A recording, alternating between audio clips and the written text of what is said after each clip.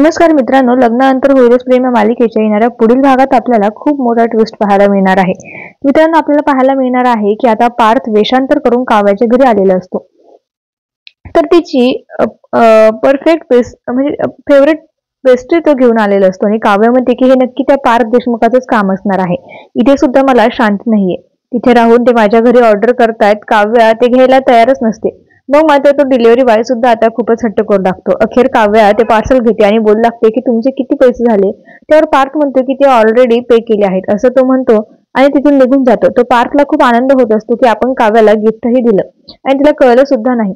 त्याच वेळी काव्य आता तिच्या मोबाईलने पार्थला फोन करते आणि आता दारही उघडते. खरं तर काव्याने अगोदरच पार्थला ओळखलेलं असतं आणि ती फोन करून ती आता त्याचं भांड फोडते. त्यानंतर काव्य म्हणते की डिलिव्हरी बॉय जरा मागे वळून बघा.